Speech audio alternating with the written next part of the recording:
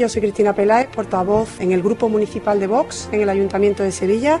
Estáis en vuestra casa, en la casa de todos los sevillanos, que es el Alcázar de Sevilla. Estamos en el Salón del Almirante, que debe su nombre al Tribunal del Almirantazgo de Castilla, que tuvo su sede aquí. El Almirantazgo de Castilla fue una dignidad creada por el rey Fernando III el Santo en 1247 después de la toma de Sevilla, que se mantuvo hasta 1706.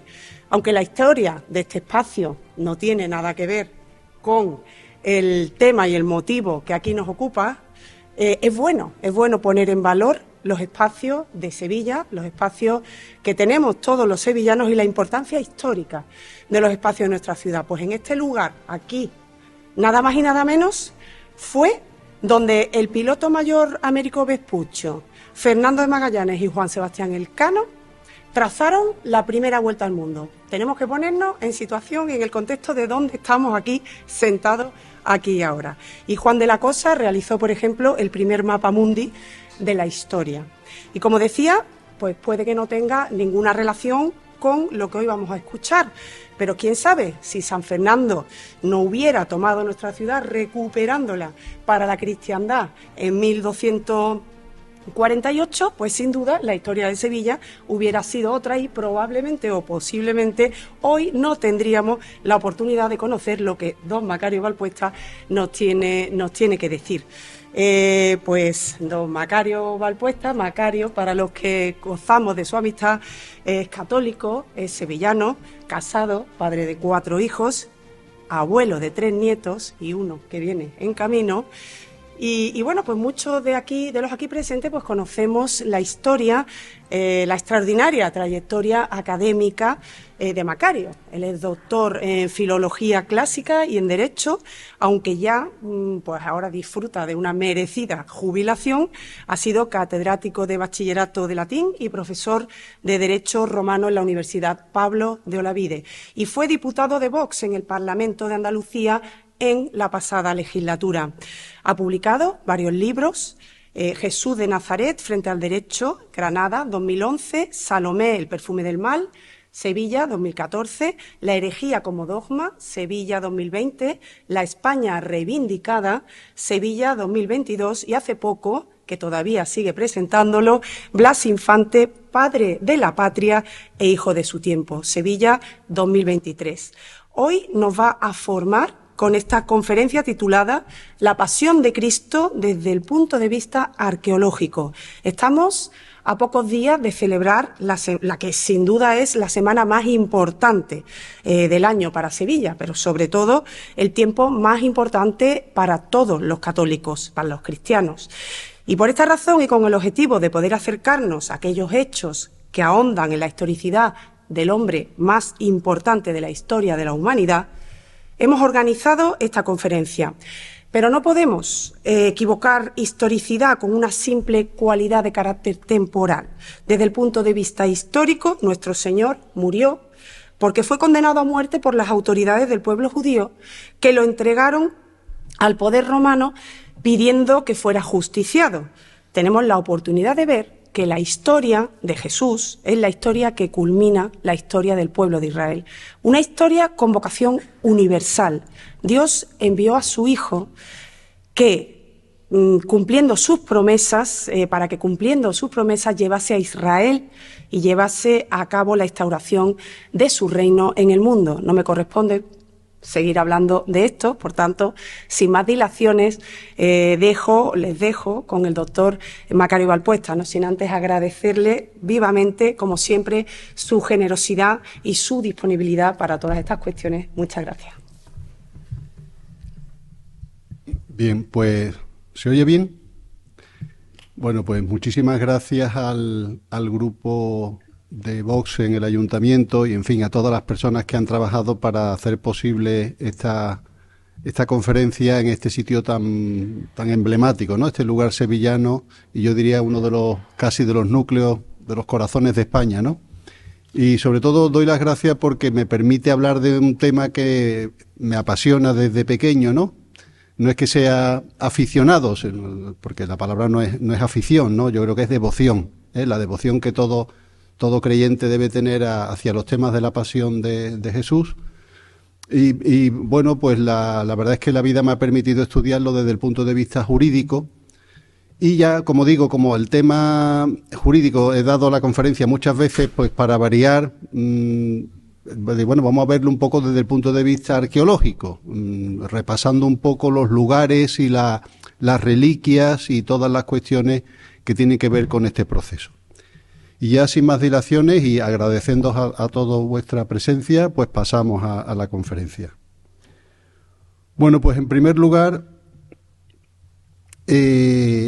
vamos a hacer un repaso de algunos de las reliquias más conocidas conservadas en distintos lugares de la cristiandad relacionadas con la pasión. Porque el catolicismo es una religión, diríamos, muy material, en el sentido de que da culto a las reliquias, que son esos objetos que de alguna manera están impregnados en la vida de los santos o en la vida de los grandes personajes, ¿no? Incluso nos pasa a nosotros también.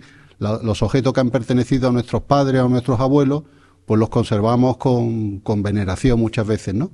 Y esto sabéis que, bueno, por ejemplo, en el mundo protestante, pues no es bien entendido, porque también es verdad que hubo quizás un abuso, ¿no?, en época, diríamos, medieval, seguramente en época medieval, también en edad moderna, un cierto abuso de las reliquias. Bueno, pues una de las más curiosas es el cáliz que se conserva en Valencia, que es este que tiene Benedicto XVI en las manos, en el que también celebró misa Juan Pablo II, que es un objeto que la verdad es que queda muy bonito, pero en realidad está formado por tres partes. No sé si se ve el cursor, no se ve, ¿no? La parte auténtica parece ser que es la parte de arriba, que es un cristal de ágata, bueno, no es cristal, es un mineral ágata, que es un mineral traslúcido y que, según estudios serios, pues parece ser que pertenece al siglo I. La parte media y el pie son añadidos medievales y son añadidos que intentan evitar que se toquetee demasiado, ¿no? Entonces, bueno, pues sabéis que el Santo Grial se ha prestado muchísimas tradiciones, muchas de ellas además relacionadas con el paganismo, ¿no? Son muy conocidas las leyendas del ciclo artúrico, ¿no?, del rey Arturo, los caballeros de la mesa redonda y todo esto relacionado con lo que en poesía se llamaba la materia de Bretaña, y que formaba parte de ciclos literarios, que son leyendas, ¿no? Leyendas de que había una copa mágica en la cual pues el que bebía pues tenía la vida eterna, ¿no? Digo, esto es una especie de cristianización de mitos paganos. Pero lo que sí os digo es que parece ser que el Santo Grial que se conserva en Valencia pues tiene muchas dosis de verosimilitud y hay que tomarlo en serio. Pasamos a otro objeto que es un objeto muy curioso, que es una lápida romana encontrada en la ciudad de Cesarea Marítima y que por la letra se ve que pertenece al siglo I de nuestra era. En él aparece arriba, no se ve toda la palabra, pero se ve claro que pone Tiberieum, que es un templo dedicado a Tiberio. En esta época, Tiberio es el segundo emperador después de Octavio Augusto. En esta época empieza la divinización de los emperadores. Los emperadores, en el Principado, al final de la República, pues uno de sus títulos son la divinización. Pero claro, esto en territorio judío era muy peligroso, porque los judíos eran fervientes antipaganos, ¿no? Bueno, pero lo más curioso, yo digo que esta pieza, que pertenece, según parece, a un templo en honor a Tiberio, es lo que pone en la segunda línea, que ahí pone, veis que se lee perfectamente, Tius Pilatus, Pontius Pilatus, y es una inscripción, por tanto, perteneciente a Poncio Pilato, que fue prefecto de Judea y que fue, todos los conocemos, porque además aparece en la fórmula del credo, ¿no?, que fue el que condenó a Jesús a muerte.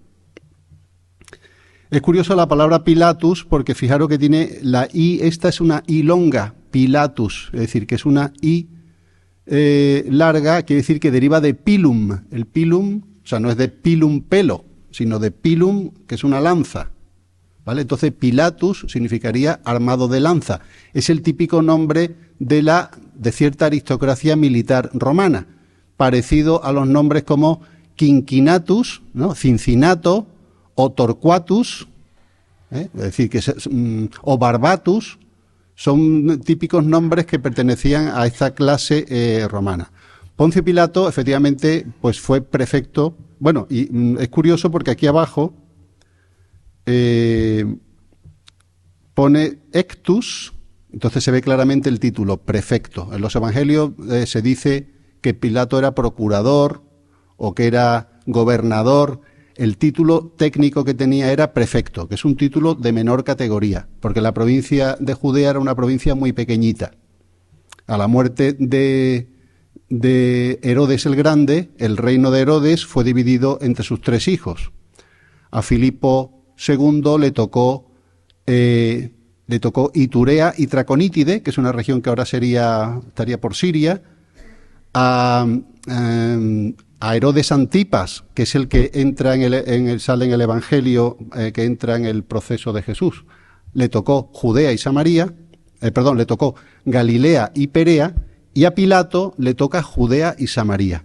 Entonces Pilato residía normalmente en Cesarea Marítima, que era una pequeña ciudad que estaba en la costa, porque la capital moral del país evidentemente es Jerusalén, pero para Pilato sería un verdadero rollo vivir en Jerusalén, porque Jerusalén sería una ciudad súper fanática y súper...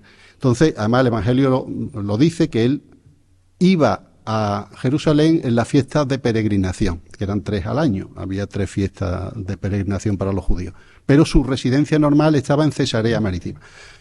En definitiva, este documento nos demuestra la existencia física de Poncio Pilato y el título técnico que tiene, de prefecto, ¿vale?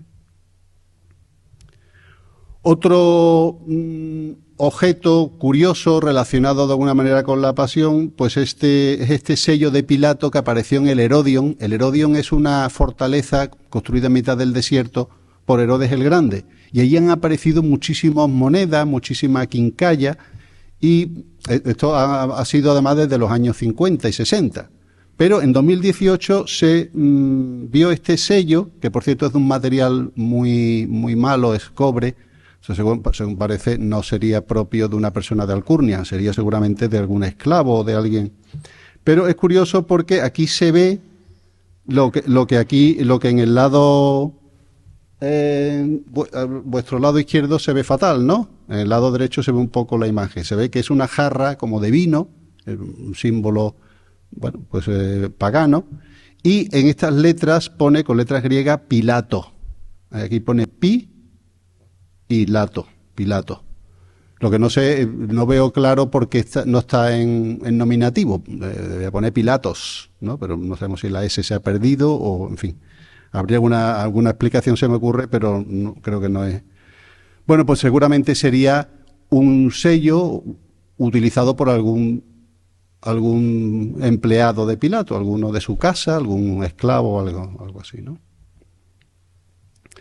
Bueno, otro objeto archiconocido y que no merece la pena que nos paremos mucho, porque merecería toda una conferencia, podríamos estar hablando sobre la sábana santa, bueno, pues horas seguramente, ¿no? Pues es el de los más conocidos.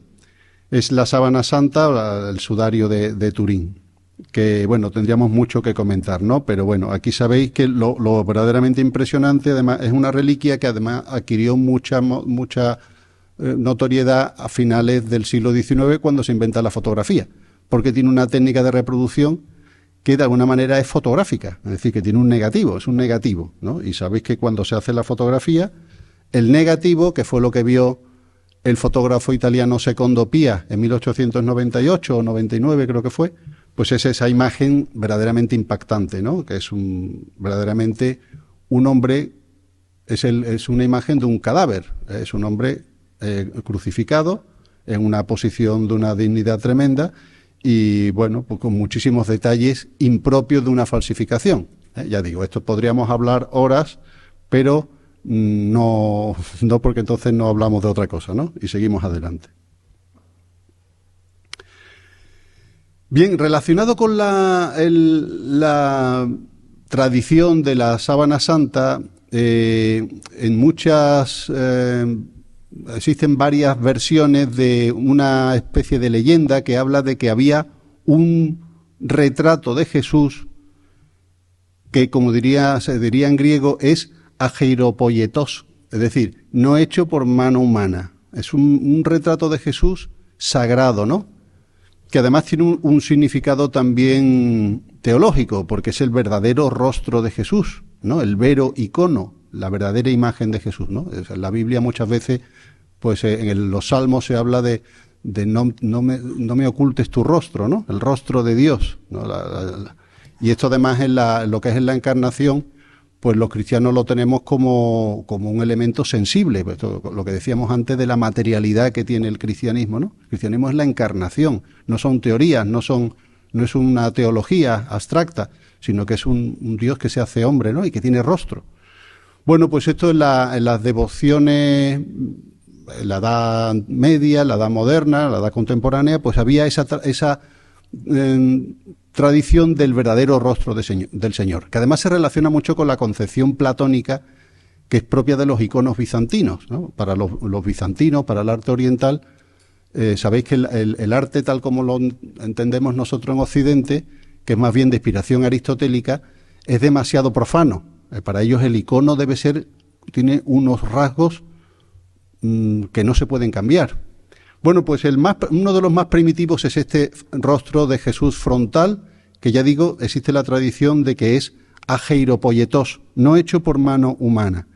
Bueno, pues hay una hipótesis muy, muy conocida, muy, muy posible, de que el santo sudario se veneró durante muchísimo tiempo en Constantinopla, se veneró doblado, y se ven incluso en las imágenes que veis ahí el pliegue perfectamente de su rostro, ¿no? Y esto es lo que la tradición hablaba del mandilion. El mandilion es un retrato de Jesús diríamos, frontal, con actitud de bendición, y parece ser que el modelo pues arranca de esta forma en que se veneraba la Santa Síndone. Jesús diríamos, el cuerpo no se veía y solo se veía su rostro. Uno de los objetos también más interesantes y que merece, en fin, por lo menos la mención, es el pañolón de Oviedo. Sabéis que en Oviedo había porque muchas fueron destruidas en los años 30, ¿no? En los sucesos dramáticos en los que vivió España en los años 30. Pero en la Cámara Santa de la Catedral de Oviedo había muchas reliquias. Bueno, y esta afortunadamente se pudo salvar. Es un paño, realmente cuando uno lo ve, pues diríamos que decepciona un poco porque es un paño ensangrentado. Pero los estudios que se han hecho demuestran que esas manchas que veis es verdadera sangre, es sangre y, en fin, y suero, ¿no? Líquido humano, ¿no? De fluidos humanos. Y es perfectamente compatible, según parecen los estudios que han hecho, los pliegues, es perfectamente compatible con el sudario que seguramente le pusieron a Jesús una vez muerto. Conforme a las concepciones religiosas de los judíos, la visión de un cadáver, y más un cadáver seguramente en estado de desnudez, pues era verdaderamente un oprobio, era algo horrible, ¿no? Y además existía la idea de que los cadáveres debían ser sepultados antes de que se pusiera el sol. Para ello era una especie de tabú. Entonces es muy posible que velaran el rostro de Jesús con este paño. Y claro, la cosa sería explicar cómo es posible que estas cosas aparezcan en Oviedo, que seguramente sería el extremo occidental del mundo.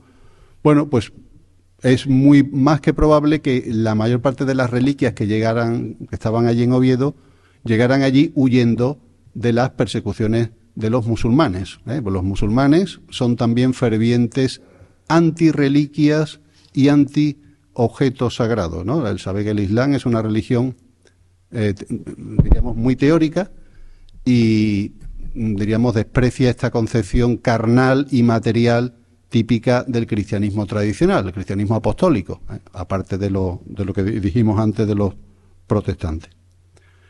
Bueno, y ahora dejando un poco las reliquias y pasando a otro tipo de, diríamos, de restos arqueológicos, ahí os enseño una silla curul. La silla curul era una silla, como veis, plegable. Esto se abría y no tenía respaldo. Se abría y diríamos que era una silla portátil. La silla curul es muy importante porque es el símbolo de la jurisdicción. El prefecto, como magistrado romano, pues tiene imperium. El imperium es el poder de condenar y absolver. Y diríamos, ejerce la jurisdicción. La ejercía en principio en el ámbito militar, es decir, el poder disciplinario que tiene un general en jefe con sus soldados. Y también en la provincia. De alguna manera tenía un poder pro magistrado o pro magistratual, podríamos decir, ¿no? Bien, es curioso que en el Evangelio, por eso os digo también que, siendo además militar, él no tenía una sede fija. Hemos dicho antes que Pilato residía en Cesarea Marítima y subía a Jerusalén con ocasión de las fiestas de peregrinación, donde seguramente ya las autoridades tenían preparados a los detenidos para ser juzgados. Unos serían absueltos y otros serían condenados. Y en el Evangelio dice varias veces que Pilato se sentó, porque diríamos que forma parte de la ritualidad del derecho romano la idea de que el derecho no se puede dar de cualquier manera. En los juicios romanos el único que estaba sentado es el magistrado. Todos los demás comparecen de pie. En nuestros días sabemos, bueno, que la escenografía del juicio, ¿no? Hace poco vimos uno nosotros y vemos que allí están los abogados, están todos sentados. No, en el juicio romano el único que está sentado es el magistrado. Y según parece en el Evangelio, Pilato se levanta, habla tal, pero cuando él juzga se sienta. Pilato se sentó, pues seguramente llevaría esa silla curul, que era la silla portátil que él llevaba, diríamos, para ejercer la justicia en los diferentes lugares. Normalmente estamos acostumbrados a la tradición nuestra de la representación de la flagelación con una columna bajita y Jesús amarrado con las manos delante. Eso lo habremos visto en todos los cuadros, lo hemos visto incluso en la película de Mel Gibson, la magnífica película de Mel Gibson por otra parte, pero diríamos que esa película a veces es excesivamente tradicional. Tradicional en el sentido de que, diríamos, sigue un poco las tradiciones iconográficas nuestras, ¿no? Yo estoy convencido, y por supuesto es un convencimiento puramente especulativo, de que Jesús debió ser flagelado de la manera que veis.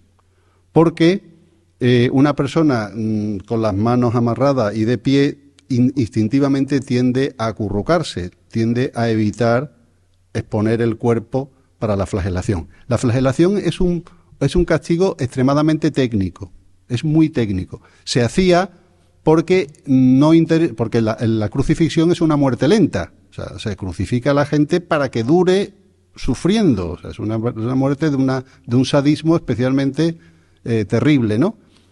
Pero sabemos que en el ámbito judío había cierta prisa, porque diríamos que cuando se hiciera de noche la persona tenía que estar ya sepultada, quitada del patíbulo y sepultada. Por tanto, la flagelación era una manera de sangrar a la persona para que no durara mucho. Era una manera de aliviar, en realidad era casi una obra de misericordia, porque aliviaba la condena. Si no, una persona crucificada sin flagelación, pues podía estar a lo mejor 2 o 3 días esperando morirse, ¿no?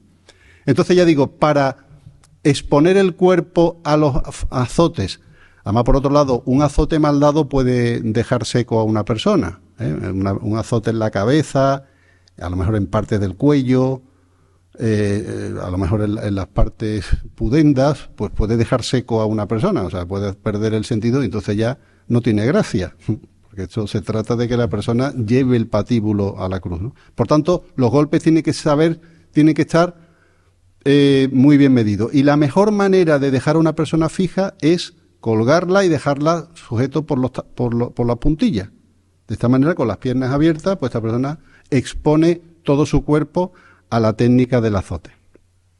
Entonces diríamos que, por lógica, pues yo creo que debió ser así.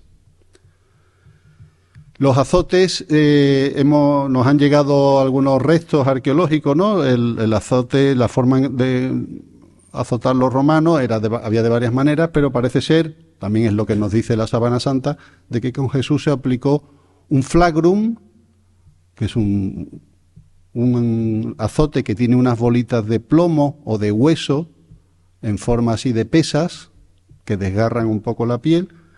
Y la palabra flagellum es el diminutivo de flagrum, sería un azotito, o sea, sería a lo mejor con algunas cuerdas menos, ¿eh? O sea, es como decir un azote o un azotito. Bueno, pues seguramente con uno de estos elementos, y además en el análisis del cuerpo de la persona que fue que dejó la impronta en el sudario de Turín, se ve que los azotes le han dado por todo el cuerpo y seguramente estaría en estado de desnudez absoluta. Bueno, uno de los objetos más conocidos, volviendo un poco a las reliquias tradicionales, es las spina Christi, ¿no? Las espinas de la coronación de espinas. La coronación de espinas, como sabéis, no forma parte de los procedimientos normales de ejecución. Fue una burla especial que se hizo de Jesús y tenemos que relacionarlo con el título de la condena. Jesús es condenado como Rex Judaeorum, ¿no? O Basileus ton Judaion, ¿no? Rey de los judíos. Y parece ser que los soldados de Pilato no eran legionarios romanos. Se supone que los legionarios romanos tenían un cierto nivelito, o sea, eran una gente un poquito más preparada. Los soldados de Pilato eran tropas auxiliares, que estaban alistados entre los sirios, nabateos, idumeos, es decir, gente que odiaba a los judíos. Podemos decir que era como los palestinos de la época. Ya en aquella época había un fuerte antisemitismo, curiosamente, ¿no? Y entonces, seguramente, estas personas, además, tenemos noticia por Flavio Josefo, que es un historiador de la época, que hubo muchos incidentes con los peregrinos que iban a Jerusalén. Había muchos incidentes porque era una tropa bastante indisciplinada y protagonizó algunos motines y tal. De todas maneras, también tenemos que pensar que Pilato tendría un cierto ascendiente, y yo no creo que estos soldados estuvieran amotinados. Es decir, el homenaje que le hacen al rey de los judíos, que aparece en el Evangelio, ¿no? Aparecen los 4 evangelistas, de que le imponen un manto, le hacen reverencia, le hacen una corona de espinas. Eso seguramente no se hizo sin la voluntad de Pilato, o por lo menos sin el consentimiento de Pilato. Porque en los evangelios hay una cierta tendencia sobre todo a medida que va avanzando la historia de la salvación, o pondríamos la literatura cristiana, hay una cierta tendencia a ir exculpando a Pilato. Pilato al principio, bueno, parece que es el que intenta salvar a Jesús, ¿no?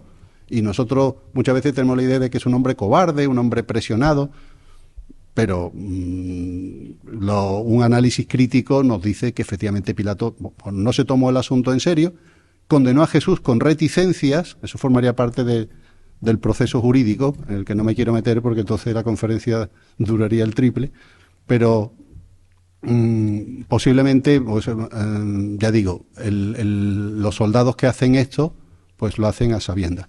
Después es muy típico el arte cristiano, pues siempre ha imaginado la corona como una diadema, ¿no?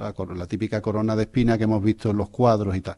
Y el análisis por ejemplo, de la Sábana Santa demuestra que la corona no era de forma de diadema, sino de forma de capacete, que sería también además muy típico de la corona típica de los reyes helenísticos, porque recordamos que el proceso de Jesús, diríamos, se enmarca en una triple marco cultural. El derecho que se aplica es el derecho romano. El derecho y la autoridad que condena es una autoridad romana. Pero las costumbres, diríamos, dominantes allí serían las de la monarquía helenística, ya porque antes de la conquista de los romanos allí habían estado los seleucidas, que son descendientes de Alejandro Magno. El griego estaba muy extendido, y incluso en En esta época la Biblia se ha traducido al griego, porque hay muchos judíos que no entienden el hebreo, y entonces tenemos que se ha helenizado la cultura de Oriente. Y al mismo tiempo hay un trasfondo semítico, hebreo-arameo, el arameo es la lengua, diríamos, la lengua de Jesús, pero las Sagradas Escrituras están en hebreo. Por tanto, era una sociedad multilingüística, y eso lo vemos en el titulus que se le pone a Jesús, ¿no? El título del que ahora diremos algo. Pues bien, este capacete o corona, que sería una corona de inspiración helenística, pues parece ser que es el que se usó, que sería más típico de esos soldados que, como digo, eran orientales, no eran latinos. Ellos no venían.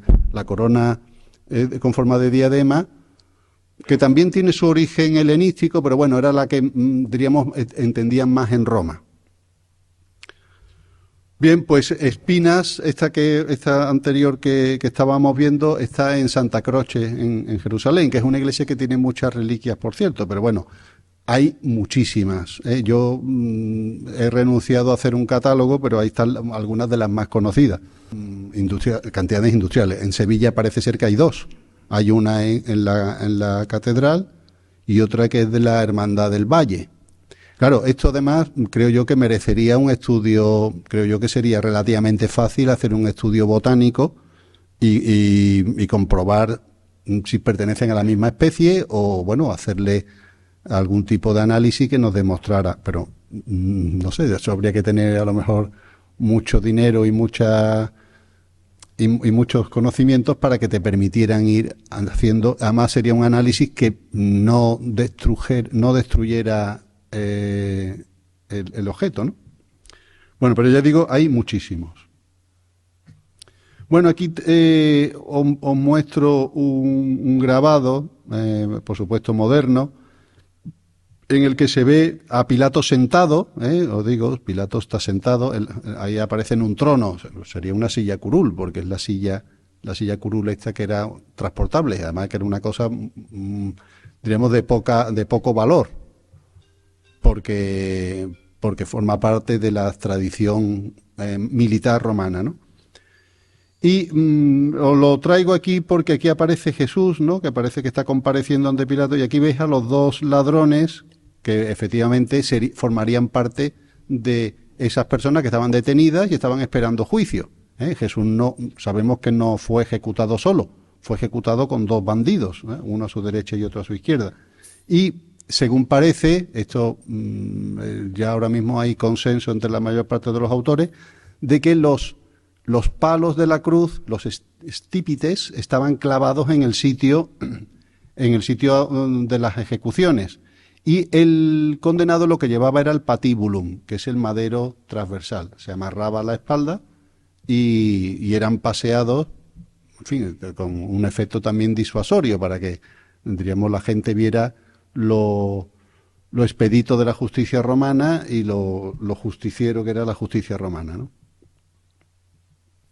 ¿Dónde fue juzgado Jesús? Bueno, tradicionalmente se ha pensado que Pilato residía, cuando iba a Jerusalén, residía en la Torre Antonia. Como el nombre indica, la Torre Antonia es un nombre romano, porque el templo de Jerusalén, el templo que conoció Jesús, en realidad es el tercer templo.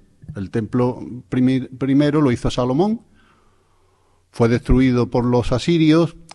Zorobabel, cuando volvieron de la deportación de Babilonia, reconstruyó un templo muy modestito, y Herodes el Grande, el Herodes que aparece en los relatos del Evangelio, hizo una obra magnífica. Esto hay que reconocérselo, ¿no? Herodes es un personaje muy detestado y las fuentes, tanto cristianas como no cristianas, nos lo ponen como un tirano horrible, pero fue un gran rey, en el sentido de que hizo muchísimas obras, y su obra principal es el templo.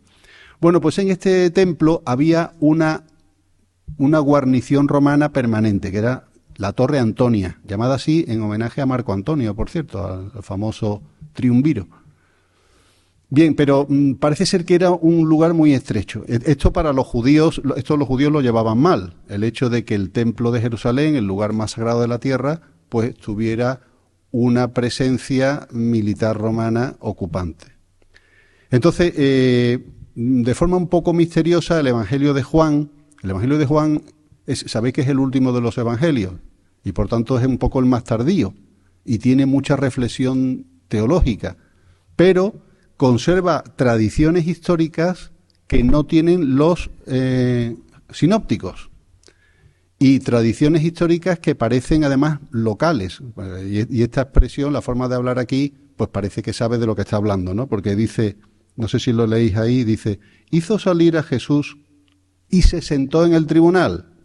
¿Veis? Es un gesto de características jurisdiccionales. Está a punto de juzgar. En el lugar llamado Litóstrotos, en hebreo Gábata. Estos nombres locales nos hablan de que sabe de lo que está hablando. Como si nosotros dijéramos en Sevilla, ¿no? Pues salió y estaba en la calle tal, y dice el nombre de la calle, ¿no? Dice un lugar conocido, ¿no? Un lugar que la gente reconoce. Entonces se ha identificado este Litóstrotos con un Litóstrotos en griego significa camino de piedras, camino enlosado. Entonces efectivamente ahí en el sótano del templo del Ecce Homo, la basílica del Ecce Homo, perdón, basílica no es, creo que es un convento, pues hay un lugar de enlosado, entonces, y está relativamente cerca del templo, de donde estarían los romanos, porque los romanos lo que tenían que hacer era vigilar lo que pasaba en el templo. En las peregrinaciones había muchísimos motines, muchísimos follones, y los romanos tenían que estar cerca del cogollo, vigilando. Y me imagino que estarían deseando que pasara la peregrinación para volverse a la playita, ¿no? Allí a Cesarea Marítima, donde estaban mucho más tranquilitos y no con los fanáticos judíos. Bueno, pues por tanto, este lugar pues parece ser que tiene ciertas dosis de verosimilitud, de que aquí pudo ser el lugar donde fue Jesús juzgado, condenado y seguramente donde fue burlado. La Vía Dolorosa, la verdad es que la Vía Dolorosa no tiene muchas garantías de autenticidad. Y os digo por qué. Porque Jerusalén ha sido destruida varias veces desde el año 30 o 33. Entre el 30 y el 33 muere Jesucristo, ¿no? Muere en la cruz. Entonces, el año 70, por ejemplo, pues fue absolutamente arrasada. Diríamos que el entramado viario de las calles pues se ha cambiado muchas veces y por tanto puede ser, ya digo, puede ser por lo del Litóstrotos, que esto se localizaría en vuestra parte derecha, donde estaría el Ecce Homo, y más o menos por esa dirección debió pasar Jesús, pero las calles actuales además están en un estrato muy superior. La Jerusalén de aquella época tenía que estar por lo menos 4 o 5 metros por debajo. Por tanto, ya digo, tiene pocas garantías de autenticidad. Una de las cosas más curiosas es que el arte cristiano no nos puede servir para saber cómo era la crucifixión, porque los primeros cristianos, por lo menos hasta el siglo IV, renuncian a representar la cruz, porque diríamos la cruz es un instrumento tétrico, es una cosa macabra y morbosa, y por tanto los primeros cristianos lo que representaban el cristianismo, pues por símbolos, por ejemplo la paloma, o símbolos como el ancla, otro tipo de símbolos, el pez, esto lo habréis visto algunas veces. Y las primeras muestras de instrumentos relacionados con la pasión, pues son ya relativamente tardías y tienen muestra de haber sido totalmente idealizados. Aquí, por ejemplo, veis una de las primeras representaciones de un sarcófago paleocristiano en el que se ve claramente escenas de la pasión, aproximadamente de mediados del siglo IV después de Cristo, y está en Roma, en las catacumbas de Domitila. Llama la atención en el centro, fijaros, aparece una cruz, pero la cruz es símbolo de resurrección y de victoria, no es símbolo de pasión y muerte. Una de las primeras medidas que hace Constantino, que llega al poder a principios del siglo IV, es abolir la crucifixión. El derecho romano, al cual yo me he dedicado profesionalmente durante muchos años, es un derecho, diríamos, muy valioso y muy positivo en lo que respecta al derecho privado. o sea, el derecho civil. Porque, y hay que reconocer, os lo dice un romanista, que el derecho penal romano es un poco brutal, ¿vale? Aunque tiene algunas muestras ya de su genio jurídico, pero el derecho penal romano es bastante salvaje, porque tiene cosas como condenar a la gente a que se coman los leones, ingestión de plomo hirviendo, quemar viva a la gente, tortura judicial, en fin, tiene cosas que además ha influido en el derecho moderno pues hasta el siglo XVIII, ¿no? Desgraciadamente. Pues bien, como os digo, fijaros en el centro aparece la cruz y aparecen dos palomas posadas. La paloma, desde la época del relato de Noé, representa un poco la vida eterna y, diríamos, la esperanza, ¿no? Después del desastre del diluvio universal, pues aparece la paloma, ¿no? La paloma con una rama de olivo, pues es un símbolo de restauración. Y entonces se ve la cruz y fijaros que abajo se ven dos soldados durmiendo. Esto hace referencia al relato de la resurrección, en el que los soldados son puestos por parte de la autoridad judía para vigilar el sepulcro, pero Jesús resucita. Entonces están ahí en actitud medio dormida. Fijaros, la cruz ya no se relaciona con la muerte, sino con la resurrección, más bien, ¿no? Y ahora veis las representaciones de Jesús, es muy curioso porque aparece Jesús imberbe, aparece como un jovencito y además, curiosamente, está vestido con toga. Esto, claro, es un poco ingenuo, ¿no? Está vestido como un romano, está vestido como un señor, porque esto se hace 4 siglos después. Diríamos que no hay una exactitud histórica, ¿no? Y fijaros que hay en uno de los lados,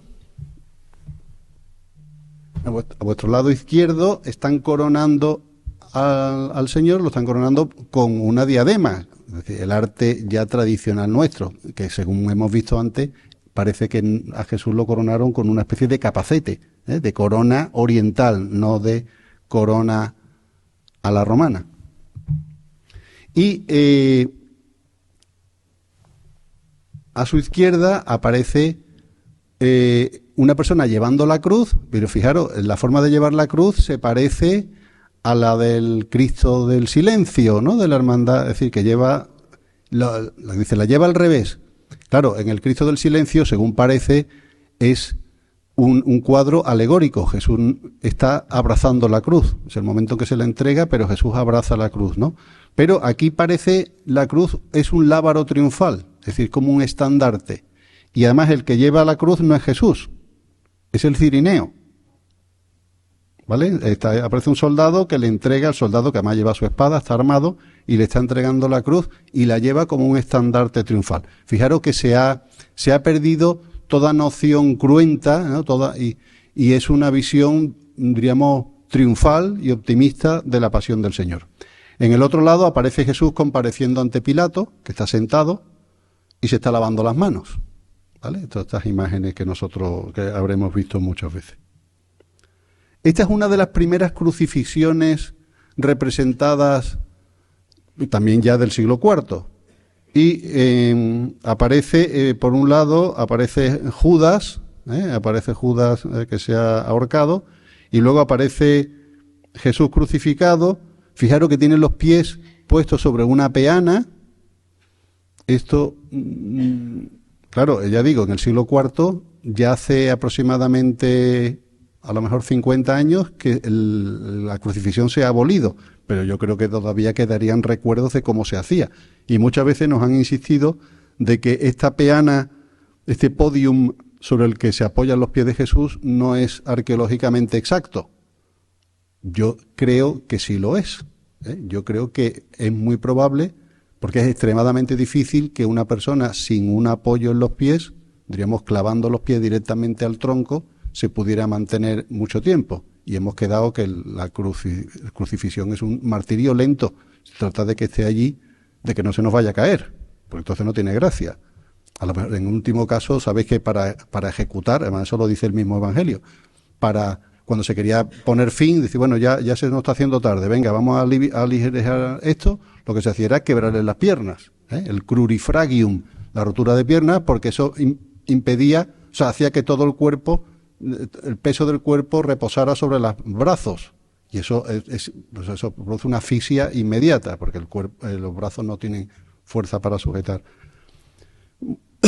Por otro lado, aparece el paño de pureza, este famoso paño de pureza, que seguramente los judíos y los griegos y los romanos no tenían ningún problema con la desnudez en público, por su cultura, ¿no? Por su arte, por las competiciones deportivas. Diríamos que la desnudez masculina, curiosamente, era relativamente aceptada. En cambio, los judíos eran muy pudorosos. Los judíos les parecía una verdadera obscenidad esto de las desnudeces, ¿no? Y, por tanto, es muy probable que efectivamente pues hubiera un paño de pureza en la persona del condenado. Hemos hablado antes de que la cruz se convierte en un símbolo de victoria, se convierte en un símbolo, en un lábaro. El lábaro es como el estandarte que llevan los soldados, ¿no? Como la bandera, es un símbolo de victoria. Y esa transferencia de la cruz de instrumento tétrico penal a símbolo de victoria se produce por la batalla del Puente Milvio, en la cual Constantino derrotó a Magencio, que eran dos rivales para el imperio, para ocupar el imperio. Constantino, según parece, ya simpatizaba con el cristianismo, pero Constantino no se bautiza hasta que no está ya en su lecho de muerte. Él atrasó todo lo que pudo, y hay quien dice que su conversión no era muy sincera, que era un hombre que vio que el cristianismo tenía más futuro político que el paganismo. Pero bueno, lo cierto es que según nos cuenta el historiador Eusebio de Cesarea, y lo cuenta también Lactancio, Eusebio lo cuenta 2 veces, pero no nuestro Eusebio, Eusebio de Cesarea. Lo cuenta 2 veces y con diferencias, lo cuenta con diferencias. Y en una dice que Constantino sueña el día antes de la batalla que ve en el sol un símbolo que se describe como el crismón, que son las 2 primeras letras del nombre de Cristo, la Ji y la Ro, Christos, y el alfa y omega. Bueno, y unas palabras en griego, en tuto nica, que en latín es in hoc signo vinces, en este signo vencerás. Y en otra versión lo que ve es una cruz. Hay 2, ya digo, en el relato de Eusebio de Cesarea nos dice 2 versiones. En una de ellas es el crismón, lo que ve en la cruz, en el sol, y en el otro lado lo que ve es una cruz. Y entonces él dice, bueno, pues a mis soldados les voy a poner este símbolo cristiano. Y desde entonces, como gana la batalla del Puente Milvio y él triunfa, él considera que ese es un signo, tiene algo un poco pagano todavía, porque veis que es como un talismán, esto me ha traído suerte, es un amuleto, me ha traído suerte. Pero la cruz ya no es no es un instrumento penal, sino que es un símbolo de victoria. Y esa es la razón por la que las banderas de Europa, las banderas más antiguas, pues hay tantas cruces. Aquí en España, pues cuando los cristianos derrotan a los musulmanes en la batalla de Roncesvalles, ¿qué símbolo cogen? Pues la cruz de la victoria. Está la bandera de Asturias, ¿no? La habréis visto, la bandera allí en Cangas de Onís, ¿no? La cruz, por eso, porque es el símbolo de la victoria. La madre de Constantino sí era cristiana y era muy piadosa, y una mujer que ya mayor, ya tenía octogenaria, pues nos cuenta su vida un tanto legendaria, que ella va a Jerusalén y hace una especie de excavaciones arqueológicas, habría que ver aquellas excavaciones cómo eran, y descubre la vera cruz. Encuentra la verdadera cruz, la cruz en la que Jesús, según parece, los relatos lo cuentan, es un poco también legendario, porque dice que aparecen 3 cruces en el lugar donde ahora está la Basílica del Santo Sepulcro, y entonces dice, bueno, son las 3 cruces, son de Jesús y los 2 ladrones. Entonces traen un enfermo y le ponen una cruz y el enfermo se queda igual. Entonces, este es del buen ladrón. Entonces le ponen otra cruz y el enfermo se pone peor. Entonces este es del mal ladrón. Y entonces le pone la otra cruz y se cura el enfermo. Dice, entonces esta es la cruz del Señor. Bueno, eso estaba allí. Bueno, y además estaba allí el obispo Macario, por cierto. pero no era pariente mío. Y bueno, y entonces os recuerdo que Jerusalén en esta época es una ciudad ya mayoritariamente cristiana, pero había sido destruida por los romanos el año 70. El año 70, la famosa guerra judía, en la que Vespasiano arrasa el templo, arrasa la ciudad, en fin, queda totalmente destruida. Y además, 40 o 50 años después, hay otra segunda revolución judía, la guerra de Bar Kokhba, en la cual Jerusalén queda literalmente convertida en ager publicus, en campo público. Se pasa hasta el arado. Y se funda una ciudad nueva, que es Aelia Capitolina, que es una ciudad pagana totalmente, donde los judíos tenían prohibido entrar. Pero Adriano, que es el que hace esta segunda guerra, hace algo que de alguna manera, diríamos, salva un lugar religioso, y es que crea un templo a la diosa Venus en el lugar más sagrado para los cristianos. Y entonces, claro, queriendo profanar este lugar, diríamos que lo que hace es marcarlo. Y cuando los cristianos vuelvan, el imperio se hace cristiano, pues ahí se construye la Basílica del Santo Sepulcro, ¿vale? Que tenemos una especie de garantía en el sentido de que los romanos, queriendo profanarla, desacralizarla, diríamos, descristianizarla, hicieron este templo, y este templo nos permite asegurar que ahí estuvo el Santo Sepulcro. Claro, desde nuestro punto de vista, si la cruz, si esta historia tiene un núcleo de verdad, que yo creo que sí debe tener un núcleo de verdad, lo lógico hubiera sido guardar la Santa Cruz intacta, ¿no? La vera cruz, la verdadera cruz del Señor, ¿no? Pero no tuvieron mejor idea que partirla en trocitos y distribuirlo por toda la cristiandad. Y esto permite, por ejemplo, que Calvino, el heresiarca Calvino, se permitiera la gracia de decir que si se juntaran todos los trocitos de la Santa Cruz, se podría hacer una flota de barcos tremenda. Es totalmente exagerado, porque hay muchos que son muy pequeñitos. Pero bueno, ahí tenéis algunos de los lugares donde hay un trozo de la verdadera cruz, que se llama estauroteca. Estauro en griego es cruz, y teca almacén, ¿no? Como biblioteca. Pues seríamos un sitio donde se guardan. Parece ser que el trozo más grande es el de Santo Toribio de Liébana, que está en Santander, en Cantabria. Parece ser que es el trozo más grande de la cristiandad. También se podría hacer un estudio, a lo mejor bastante asequible, de ver qué tipo de madera es y ver si son compatibles un trozo con otro. Creo que se hizo un estudio en el siglo XIX. Lo he visto citado muchas veces, pero no sé, la verdad es que nunca he leído los resultados. He visto siempre citado al autor en el siglo XIX. Bueno, este es uno de los documentos más interesantes y yo creo que más desconocidos.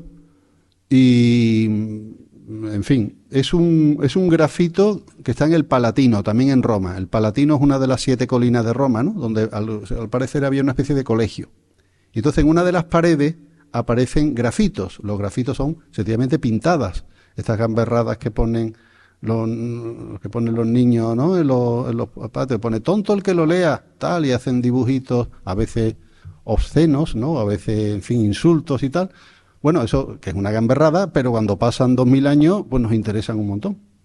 Bueno, pues fijaros que en este grafito aparece una figura que parece que está en una cruz y tiene cabeza de burro, que realmente es una cosa sorprendente, y está crucificada. Y a su lado aparece un niño, que puede ser puede ser perfectamente un escolar, ¿no? Uno de los niños del colegio, que está en actitud de oración, porque tiene la mano, la postura. Nosotros tenemos la costumbre de rezar con las manos juntas, ¿no? Es así la postura tradicional cristiana, con las manos juntas o unidas.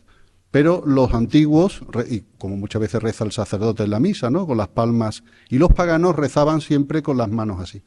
Y entonces, además, aquí aparecen en unas letras griegas. El hecho de estar en Roma, lo lógico sería que estuviera en latín, pero os recuerdo que el griego estaba muy extendido por todos lados, y según parece, era muy típico también de la escuela, pues hablar en griego, ¿no? Como poner nosotros en nuestros días el inglés, ¿no? Que es una lengua que está presente en la escuela.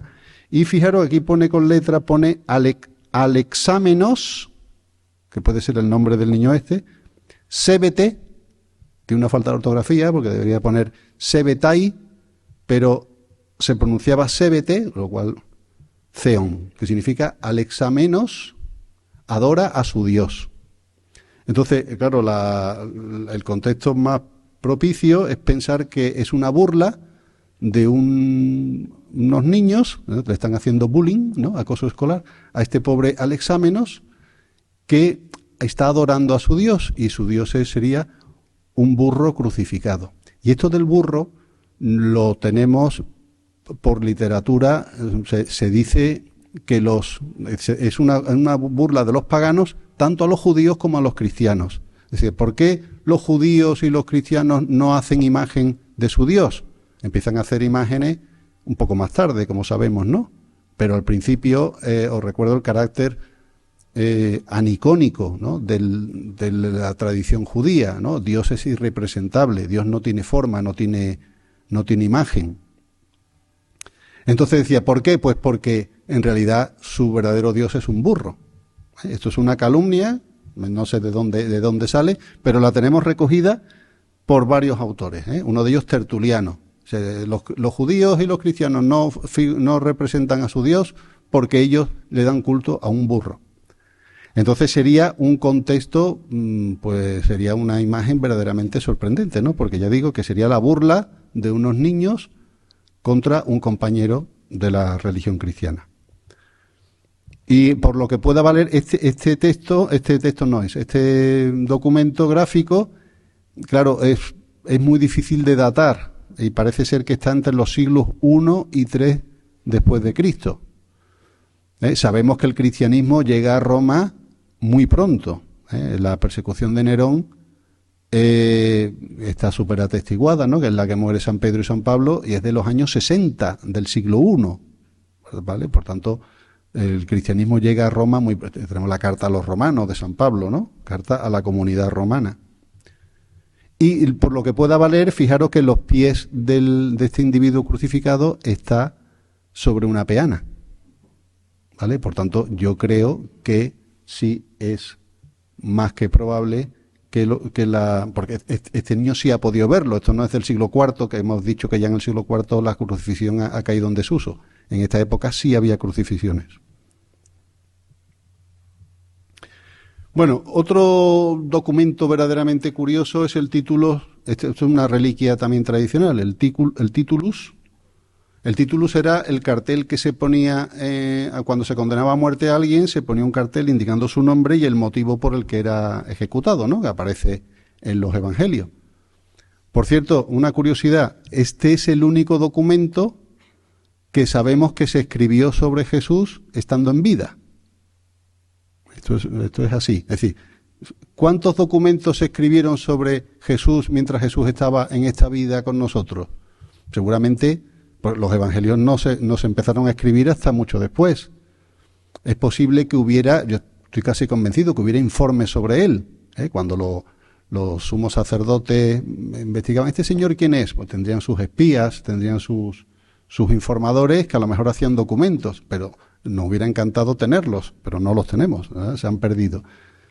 El único documento que se escribió, que estamos seguros de que se escribió y Jesús estaba en vida, era este, ¿no? En sus momentos finales. Indicaba el título de su muerte.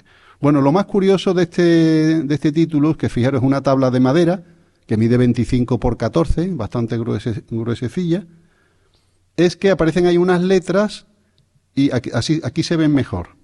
Aquí se ve mejor. Aparecen tres títulos. Arriba aparece el título en hebreo. En la segunda línea aparece la palabra en griego y en la tercera línea aparece en latín. Aquí estaría la reconstrucción de lo que falta, ¿no? En la parte de abajo estaría con la reconstrucción de lo que falta. Pero ¿qué es lo que llama la atención? Es que está en escritura especular. Esto está como si estuviera puesto en un espejo. Y diré, bueno, ¿y esto qué fundamento tiene? Claro, recuerdo, el hebreo y el arameo se escribe al revés que nosotros. Nosotros escribimos de izquierda a derecha.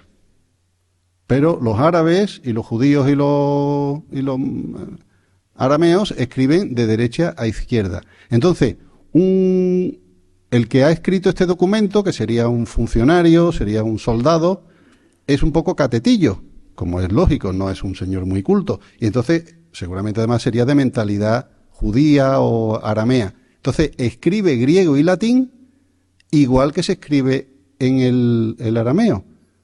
¿Entendéis? Escribe de derecha a izquierda.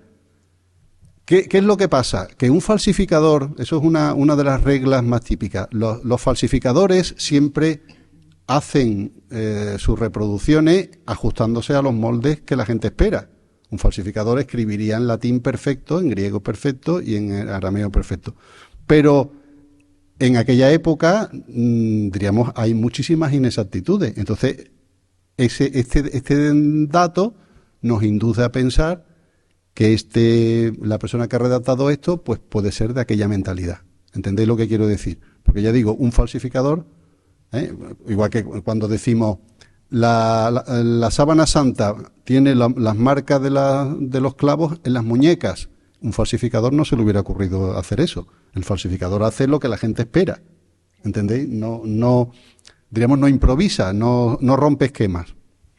De todas maneras, tengo que decir que desgraciadamente sobre este documento se ha hecho la prueba del carbono 14 y sale que es del siglo XI. O sea que no parece. Entonces hay dos posibilidades. Una, que sea copia, o sea que esto sea, porque eso era también muy típico de la antigüedad. Las reliquias cuando se ve que se están estropeando se hacen una copia. Igual que el santo rostro de Jesús, hay muchísimas copias, que son copias autentificadas, ¿no? Entonces, que se hiciera una copia, o segundo, que también puede ser, la prueba del carbono 14, como siempre se ha dicho, funciona muy bien en objetos que están aislados y que están guardados metidos en una campana.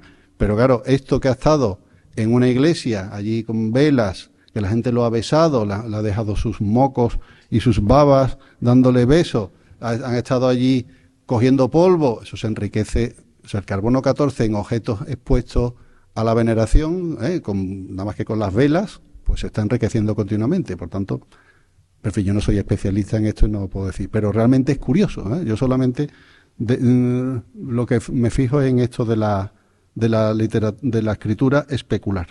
Bueno, este es el Santo Sepulcro del que os hablaba, el lugar que Adriano dejó marcado para la posteridad, porque intentó profanarlo en el sentido de que hizo aquí un templo a Venus y marcó el lugar donde pues Jesús fue crucificado y donde fue sepultado, pues está a unos 20 metros o menos. Es un lugar.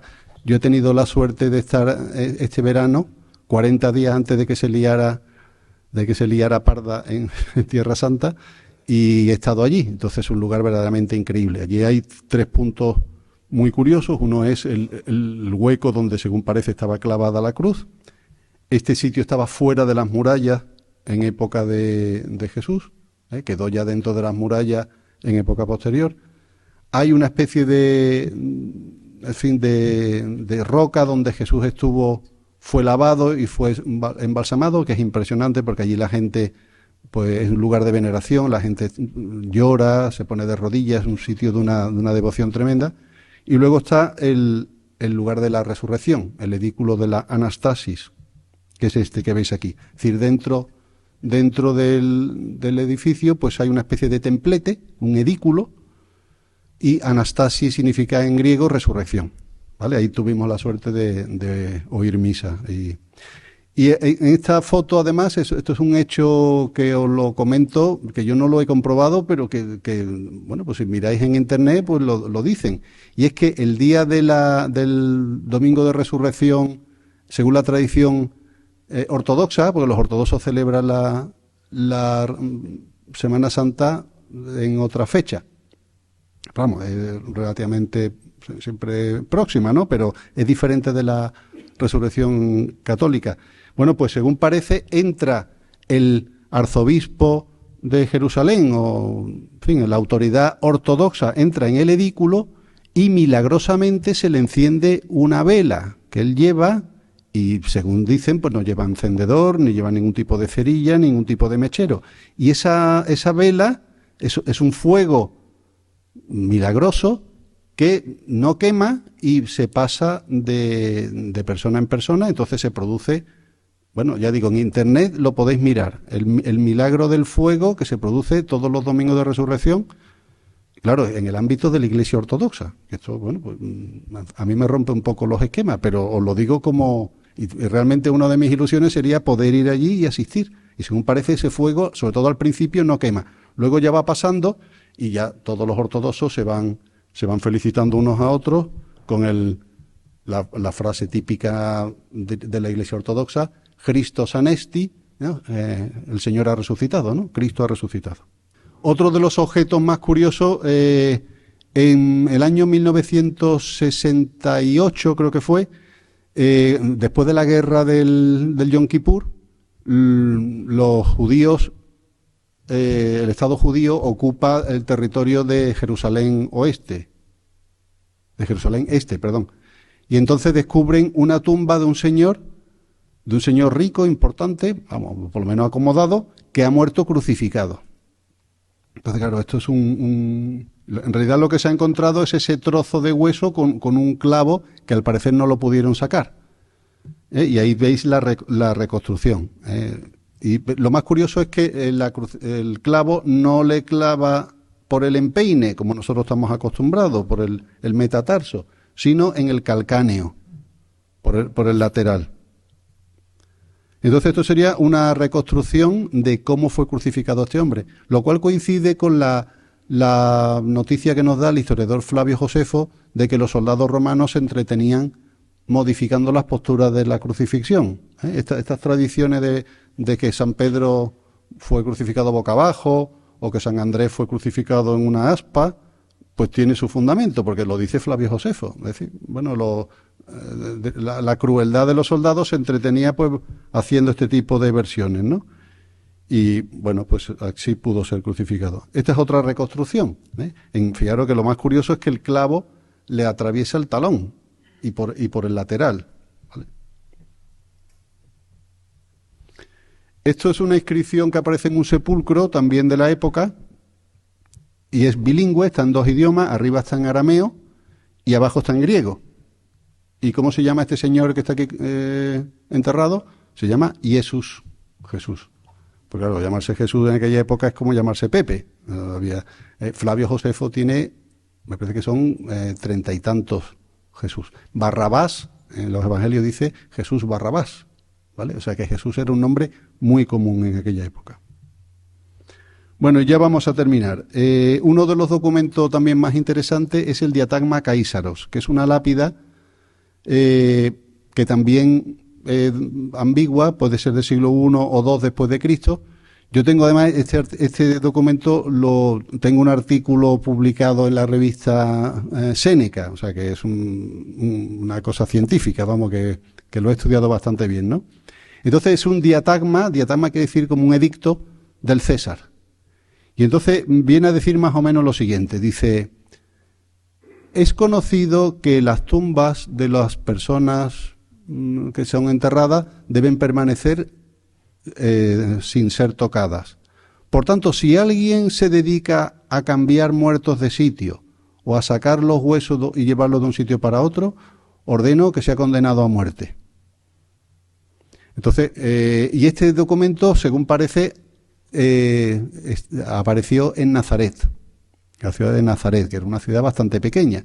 Entonces, la pregunta es, ¿qué incidente impulsó a un gobernador romano a poner en Nazaret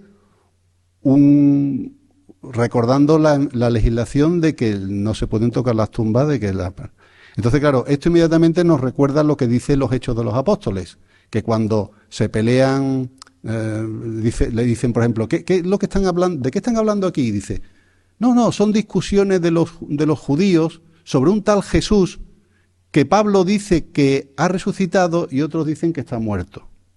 ¿Vale? Es decir, ante los romanos, en la primera predicación de la fe, pudo parecer, pues eso, unas discusiones de los judíos, que siempre estaban discutiendo por otra parte, sobre un tal Jesús que ha muerto. Bueno, pues en el mismo Evangelio de Mateos aparece eso, las polémicas entre judíos y cristianos. Mientras ellas iban, algunos de la guardia fueron a la ciudad a contar a los sumos sacerdotes todo lo que había pasado. Estos, reunidos con los ancianos, celebraron consejo y dieron una buena suma de dinero a los soldados, advirtiéndoles: decid, sus discípulos vinieron de noche y lo robaron, mientras nosotros dormíamos. Y si la cosa llega a oídos del procurador, nosotros le convenceremos y os evitaremos complicaciones. Ellos tomaron el dinero y procedieron según las instrucciones recibidas. Y se corrió esa versión entre los judíos hasta el día de hoy. De hecho, en el Talmud nos llegan ecos de esa noticia. ¿Por qué? ¿Qué pasó con el cuerpo de Jesús? Sus discípulos fueron y lo robaron.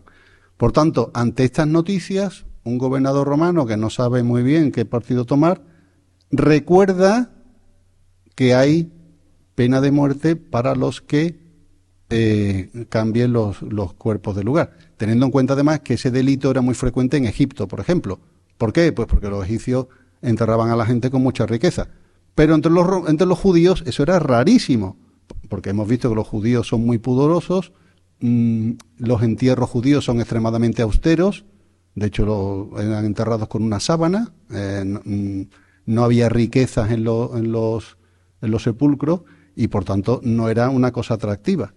¿Y por qué precisamente en Nazaret? Bueno, pues porque a los cristianos se les llamaba al principio nazarenos. La idea de que el núcleo de esa nueva fe pues estaba en esa ciudad. Bueno, y ya con esto terminamos. La cruz, ya digo, a partir de este momento, a partir del siglo IV, se convierte en un elemento simbólico, en un elemento absolutamente decorativo y en un símbolo totalmente desligado a sus tétricos orígenes.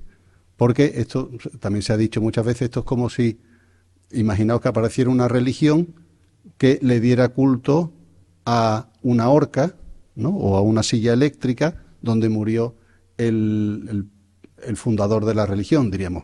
Esta gente son unos insensatos, ¿no? Pues eso era lo que pasaba en Roma en el siglo I y en el siglo II, que la cruz era un instrumento vergonzoso y daba verdadera grima enseñarlo. Hoy sabemos que es casi adoramos a la Santa Cruz, ¿no? Aunque la palabra adorar, pero es la que se utiliza en la liturgia cristiana, adoramos a la Santa Cruz, y la cruz es un elemento para nosotros de devoción, pero en la antigüedad esto se tuvo que asimilar a lo largo de los siglos. Y es un símbolo de victoria. Y esta es, bueno, ahí está el resumen de mi tesis doctoral, pero mi tesis doctoral es desde el punto de vista jurídico. Diríamos que esto en realidad no viene mucho aquí a cuento, pero bueno, os lo pongo porque he venido a hablar de mi libro. Muchas gracias por su atención.